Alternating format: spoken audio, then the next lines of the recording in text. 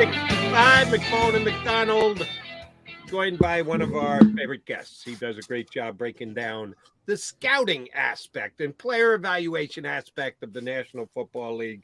Former coach, former scout, still consulting for National Football League teams, and the host of his podcast on LandryFootball.com, Chris Landry. CL, how many years you been going to the Combine? Everyone was involved in starting it, and I ran the Combine.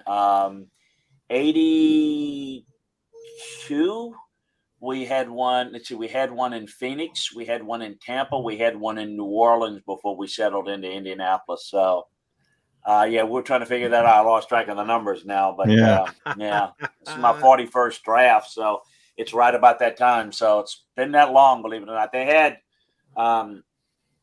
they had those. We called them a combine, but it was like 4 to 6 teams at that point. It really all started. I still remember Nolan Cromwell. You guys remember him? The Rams, but he was an option quarterback at Kansas. God bless him. He had a lot of medical issues, and ran into him in the airport. A few of us did, and he'd bring all these big X-ray, these big X-ray things you got to bring around. Yeah. He'd be going to the hotel. We said we got to figure out a way to, we got like 6 teams together and said, look, let's go to a location, let's share all the medicals, and then it kind of worked. It caught on, and people said, well, we need to do this for all 32, and all 32 bought in to. It's technically the National Invitational Camp, and it's owned by all 32 teams. And that was the reason it started, for the medicals only. And then it just kind of grew since we had them there to do other stuff. Yeah. And how badly do you want to keep it in Indianapolis, Chris? Here's the thing that people don't realize, and the league has taken it. And look, I know I'm an old fuddy-duddy, but it's become, I think, the NFL Network, it's programming, it's marketing, and the fans are in it, and the media, and that's fine, and that's good from that standpoint. But the players are there much longer, and they do less than when we had them there for like 2 days. For me, I get the marketing, I get all of that, and I know how important that is. But to get the right information and to get that work done requires a focus that I think it's a lot of too much media interaction and everything. When I was there, media wasn't allowed, and when I was running, and it wasn't anything against the media. It's another distraction. It's another, we want them going from this point to that point to where it's all related to interviews, and it's become a little bit more dog and pony show. And as I said, I think we still get a lot out of it. If we just got nothing but the medicals, that was it. But for Indy, when I got there, everything is there. I mean, you just walk there and everything is there. So if you put it somewhere else, you got to have a convention hall where you can bring all the MRI machines. And then what if you have to have a special medical test? Well, the Methodist Hospital is just like, 2 blocks away, and we got the Indy Connection vans that take them there, and boom, boom, boom, they're back. There's all the things that people don't see. Yeah, is what makes Indy important. The other thing is it's centrally located. You put it in LA, you put it in Miami, you put it in Seattle, at least Indy is somewhat centralized in the country. So you're coming from Philly, you're coming from LA, you're coming from Miami. It's not everybody has to go, all the way across the country. So we like it there. It's better. It's set. And we don't have time to do anything but maybe one night go to St. Elmo's and get the shrimp cocktail and the steak. This is not a place to say, well, we're going to go and lie on the beach. Yeah. And, and we're going to work like most conventions. Yeah, we're going to have meetings in the morning and you go to the beach in the afternoon. We're up. You guys know. You guys been around it, know about it. It don't matter where. We could be in Siberia. We're inside and we're doing this stuff. It doesn't really matter. So we like it, but we'll see what the league does. Here's a scouting question for you and maybe I'm just a cynic. This is something that I came away from the Combine in this year. Uh-huh. You know how fast player. You watch games during the week, and you have a clue on certain players that you like and what their strengths are, what their weaknesses are, and then you're going to get a little bit more specific with the drills they do in Indy. And somebody jumps up and does something you just didn't expect.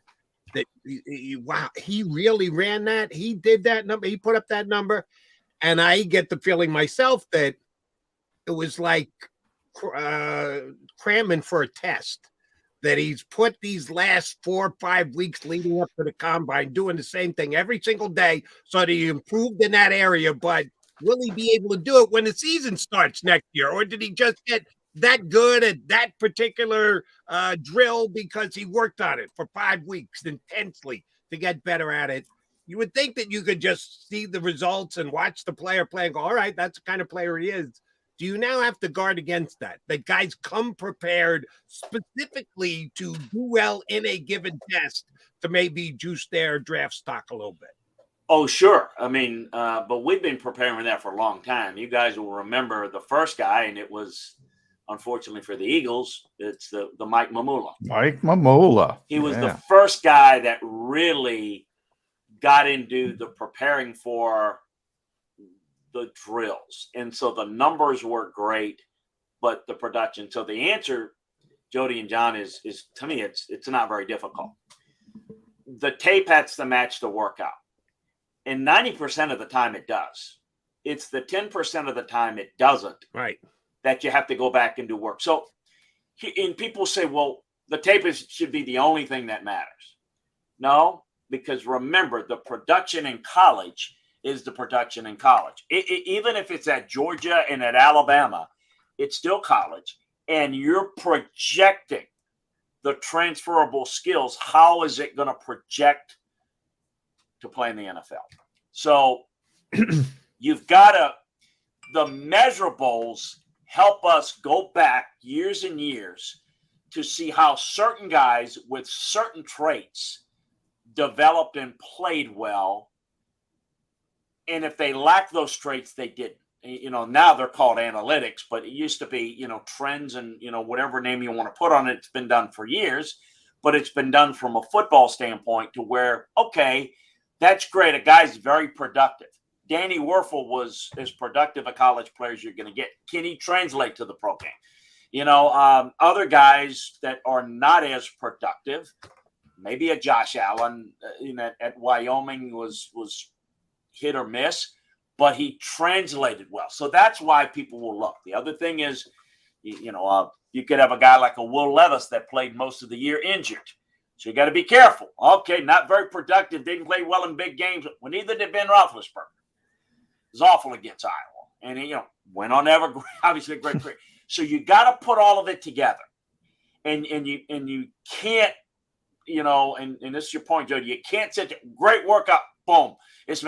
But he answers some questions. So if you're looking at a player, a receiver that's a speed receiver, he looks quick on film, but then he goes and he doesn't have a good broad jump or vertical jump, that concerns you because is he quick and explosive relative to who he's doing it against? And is he going to be as explosive? If his game is speed and quickness and he doesn't display it in his workout at the combine or pro day, you got to figure it out, because if he's 172 pounds and he runs a great 40, but he can't be real explosive, how's he going to separate? How is he going to go up and make contested catches? So you have to put all of that together. And I also think that you have to look at when a guy doesn't work out, what does it really mean? And to me, the biggest thing is you learn about the player, and it takes you back to more information. A quick story, I know I go too long-winded, but a quick story is there was a player that came out of Nebraska years ago. He was an offensive guard. And on film, he played high. His head played high, and so the initial thing watching him is not very good athlete, doesn't bend very well. Well, he goes to the combine, and you just see the folks on TV will just see a few of the drills. That's not even a tenth of the drills. We do flexibility tests. Well, he tested out very well on all of that. So he's a very good athlete. He bends well, but he doesn't bend well on film. So what's the issue? Well, maybe he's not real bright or whatever. Put him on the board, talk to him. You kind of teach him something and make him go back and go back in front of the class and very smart.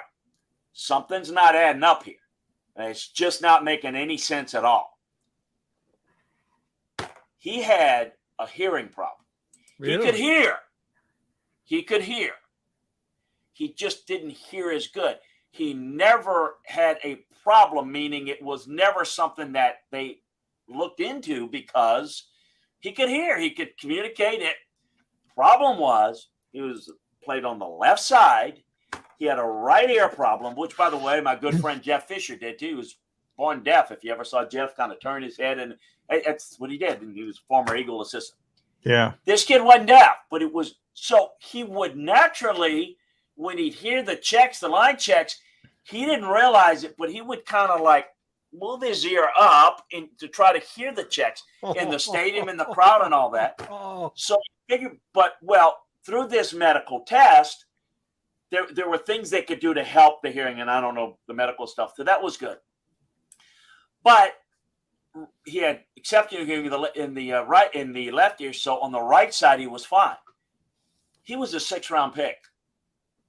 That was Carl Nix. He was the best guard in the league for 3 years. Nice. He was part of that Saints with guards with Bushrod, and he signed the mega contract with the Buccaneers. The whole point is all of that stuff, all of those things, it led to one thing where you studied it and you try to get answers. It's like a puzzle, and you try to put that puzzle together, because if it doesn't add up, now that was an extraordinary circumstance, very unusual, because normally if you got a vision problem, that's easy. A hearing problem, if you can't hear, but if it's I worked out, guys. Nick Saban and I went work out when I was with the Browns. We worked out every defensive back around the country. And there's this kid at Kansas that we liked a lot. And every time we threw the ball in the drills over his right shoulder, he was great. Threw it over his left shoulder, he was like a blind dog in a he didn't know where he was. He was legally blind in the left eye. I don't know how they never uncovered that, but so it's a problem, so things like that are very valuable and help a lot of players. You learn they get detected for things because it's the most detailed physical. We've had players, a number of them, 50, 100 of them over the years, that have had problems, ongoing offense of potential cancer that was, covered. That's where we determined that Garrison Hurst, he didn't have an ACL in his left knee. He never had a knee injury, never had surgery, just born without an ACL. He could play, he's fine, and he did. But doctors will say bone on bone. Yeah. He played for years, he played in high school, he's going to play in the NFL, but he ain't going to play for 8 years. Yeah. It's like you got to go get your tire, your brakes, So anyway, I went on and on. I apologize, but those are great stories. Those are things you get that are not, people don't see. It's not about whether a guy ran a 4.35 or a 4.42. No, it's not. Doesn't matter. If a guy runs 4.35, the guy runs 4.5. I don't worry about how they run. What is their body type when they run? Are they fast enough? Can they meet a certain metric? Because if you don't meet the metric, then you better have something that can overcome it. Drew Brees was not great because he was short. Drew Brees was great because he could overcome that. That's an exception.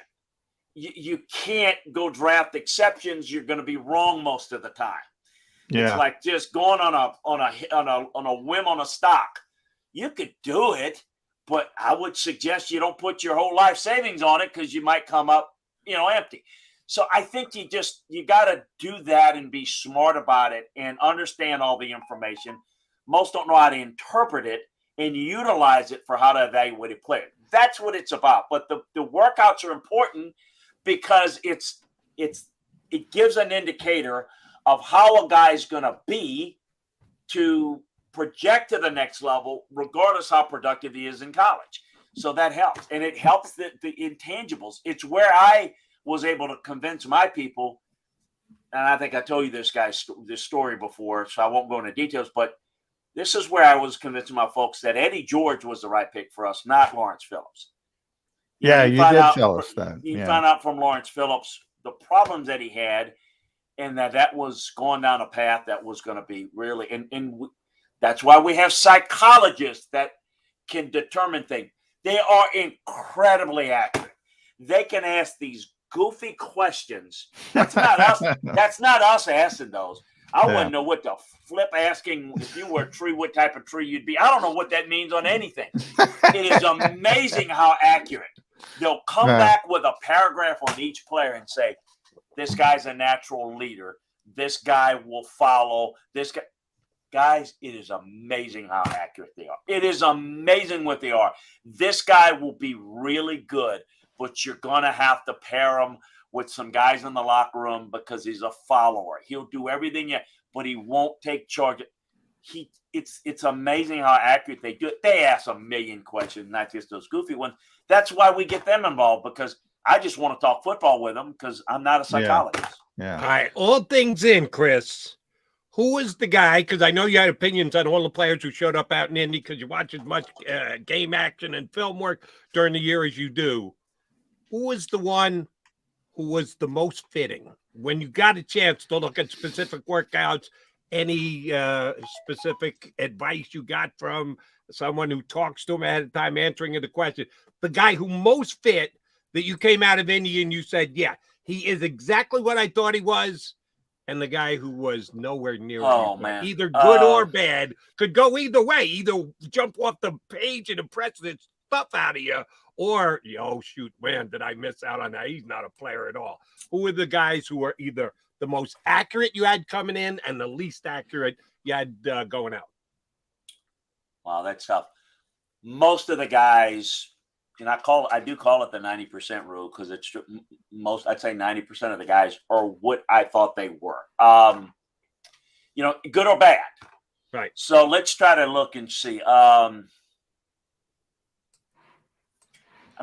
go with the guys at the top that people may, like a Will Anderson is every bit of what I thought he was. B. John Robinson was every bit, did everything, and maybe even did it even better catching the ball because he did it more naturally and smoothly than didn't throw it a lot to him.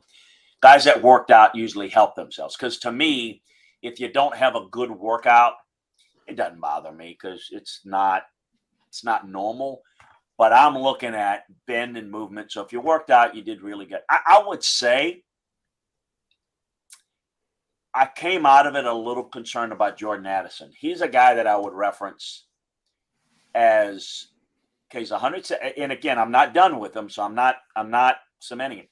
He's 5'11", 172 pounds, 73 pounds. And he ran the 40 well. He had no explosiveness in any of his explosive numbers. So that's a small guy that lives off of quickness and explosion. And I don't, ran the 40 well, but I got to do more work. Now he's going to have better numbers at USC, but I need to see what is that? Because you see him move well, and they scheme him open at USC.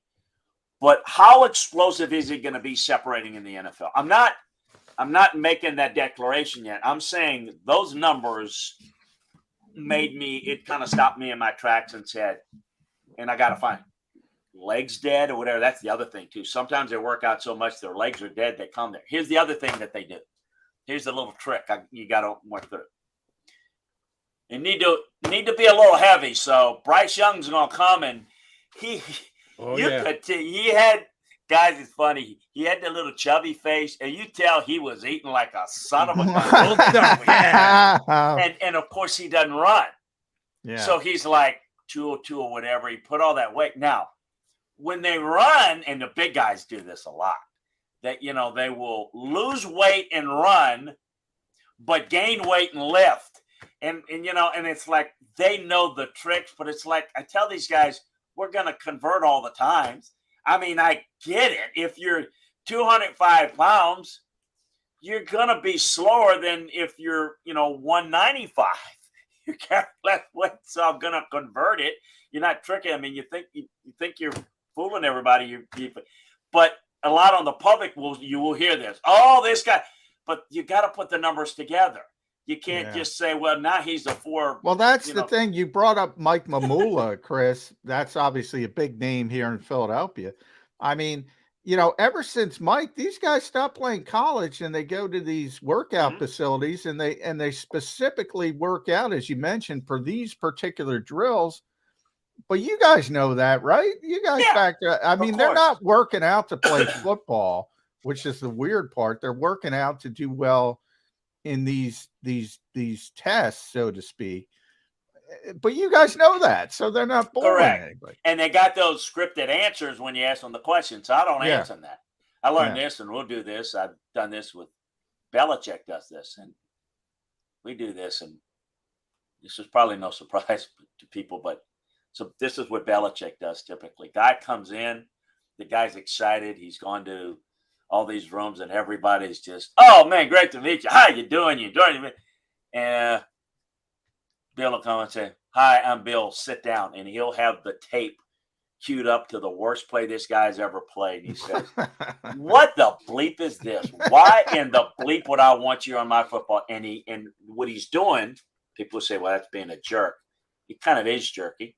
Yeah. But I understand what he's doing. He wants to see the player respond because he's not prepared for that.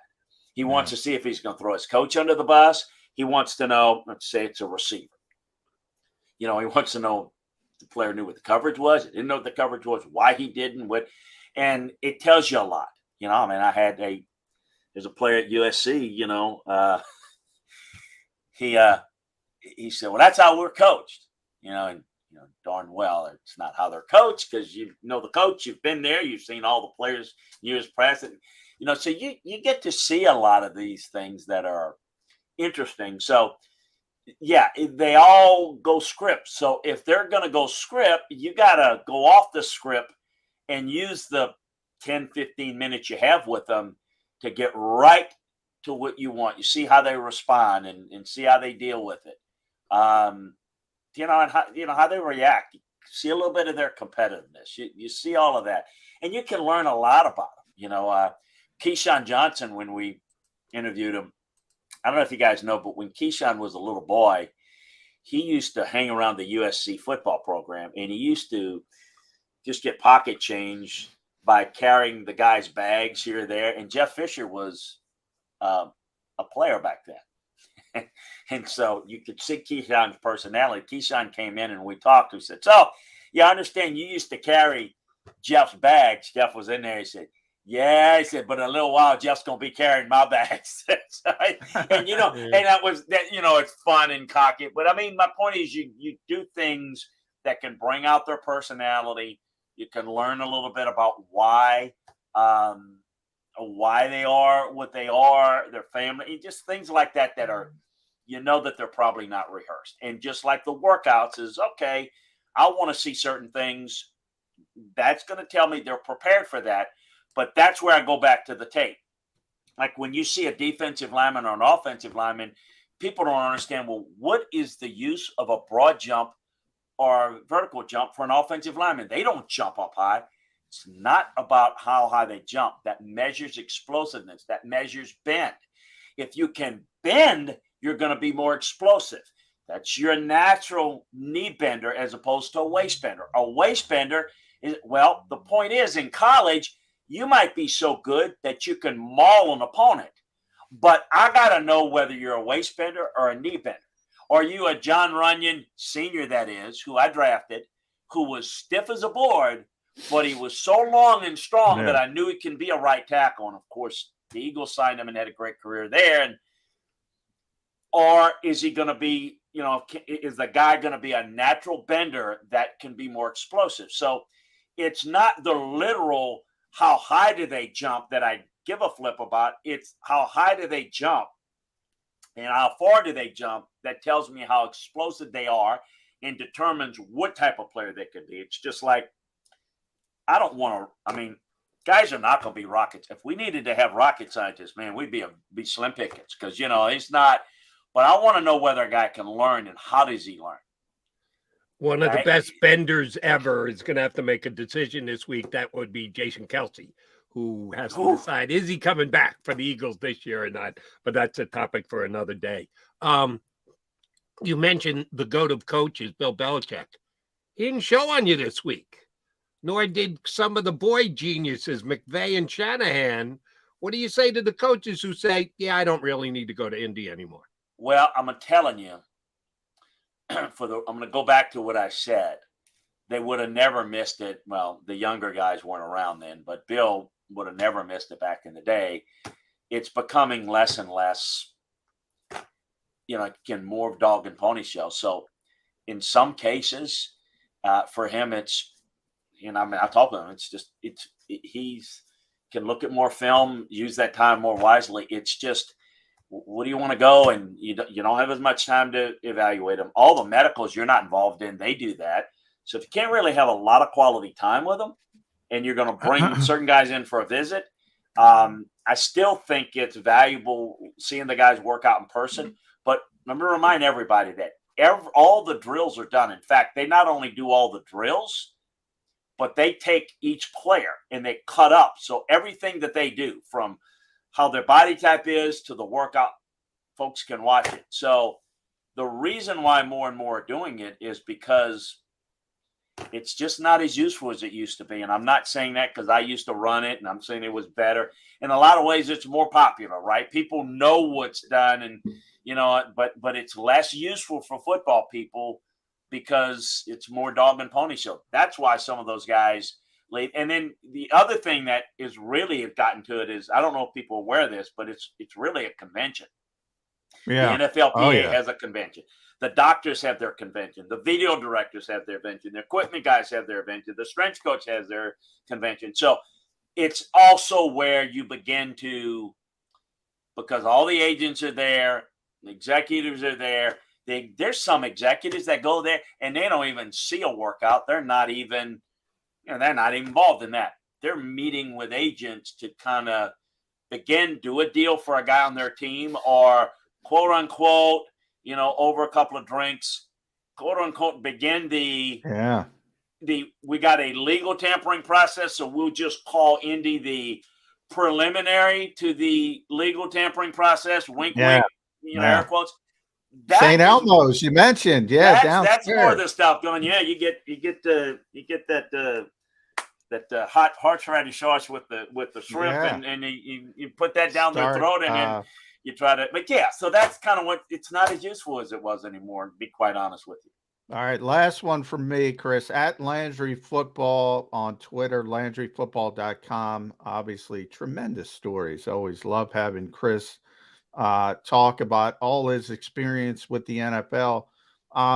You mentioned it a little bit with Bryce Young, size, Addison.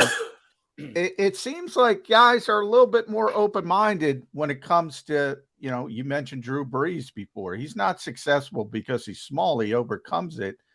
You got that kid from Pitt. We got Devontae Smith here in Philadelphia. Yes. He shouldn't be what he is at 166 pounds, but he's a damn good football player. He shouldn't be, maybe. Are guys more open-minded to the Cancys of the world, the Pitt kid, the Addisons of the world, the Bryce Youngs of the world, because we've had these outliers that have had success? Well, I think what's happened, so let's just take the quarterback position. They're more athletic. So pocket guys, you're not going to live if you're a slow guy and you're 5'10", 5'11". I mean, where do you go? But you're an athletic guy. That's what they're running in high school. It's what they're running in college. So the athletic guys can move. So what they're open to is the creative athletic qualities that a quarterback can bring, and receivers. So like Jordan Addison is going to make it, and he's going to be a high guy, because I think his explosive numbers were a little bit of an outlier. But again, we'll see. But let's just say it's not. You're playing with 3 wide receivers starting now, basically, sometimes 4. So you don't have to play the X or the Z. You can be a slot. You can do things. So all this does is, so yes to your answer, but you've got more open spots. Situational substitution. So you got a defensive lineman that can't play the run very well. He's explosive. You can't teach that. I'm going to use him as a one gap. I'm going to reduce him inside play tackle and nickel in my NASCAR package or whatever you call that. And then he'll get a little stronger and maybe he'll be a little bit more of an every down guy. But you live in nickel, you're playing a lot of that becomes more valuable. Okay, you got a guy that's not real athletic but really good against the run. Well, he's valuable, but he's not valuable as a 3-down player.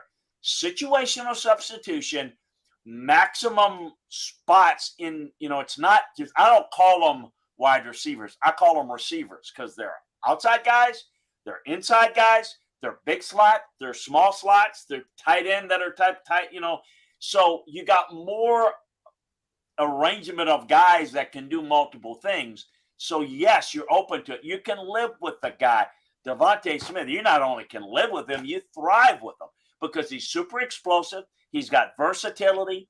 Absolutely.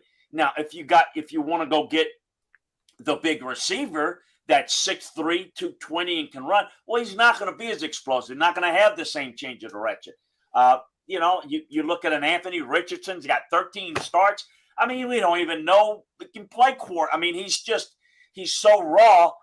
But are you kidding me? He's the same size as the Notre Dame tight end Michael Mayer, who runs 4.7 and is really good. This guy, Anthony Richardson, at the same height and weight, runs under 4.4. I mean, now, you look at the athlete, we look at Lamar Jackson and what they're doing. So people are saying, on a rookie contract in a quarterback-needy league, do I take a chance and maybe I've got 4 years or 5 if I pick up the option to see if I can develop in? This guy may be great. He might not develop into much of anything. You know what? It's so important that am I going to take a top 10 pick, top 5 pick? And if it doesn't work out, I'll go draft another quarterback. I think that's where things are going because the athletic traits at certain positions that quarterback wasn't. Athletic traits wasn't the big issue. Josh Allen, Justin Herbert, Patrick Mahomes, it's changed a lot of what people can do. You still got your Joe Burrow types. Bryce Young is a different situation because you wonder, great player. You got no questions about him being successful. The question is durability. Is he another Tua? Now, he's actually better than Tua. He's brighter and he sees the field better and he's got all. But is his body going to hold up? His lower body going to hold? I don't know that. History says it's going to be difficult. But it's worth the risk for a quarterback. Can he hold up in today's game? They don't hit him as much. You got to determine whether you want to take him 1 or 2. Or do you think C.J. Stroud has more ability? Those are the decisions that you make. It's not whether this guy's going to make it or Jordan Addison's going to make it. It's like, how high do you take him? Because that mitigates the risk because you've got other options you can get to. So. We are just 7 weeks away from the draft, and Chris Landry, know full well I'll be texting you again to get you back on as we get a little closer to D-Day. That would be draft day. As always, a pleasure to have you on with us. Love the stories. Continue to tell them to us. Thanks for doing it today. Oh, man, it's always great to be with you guys. You're one of my true favorites of stuff that I do there. You guys do a great job and love the folks in Philly. So always fun. Have a great one. Talk soon, okay? We will get you back on certainly before the draft. That's Chris Landry, LandryFootball.com. And yeah, he was one of the forerunners of the combine. So if anybody understands the combine and the lead up to the draft, Chris Landry is one of the best in the country to have on to be giving you insight to it. All right, McMullen and McDonald, Mac and Mac coming back to put a bow on the show.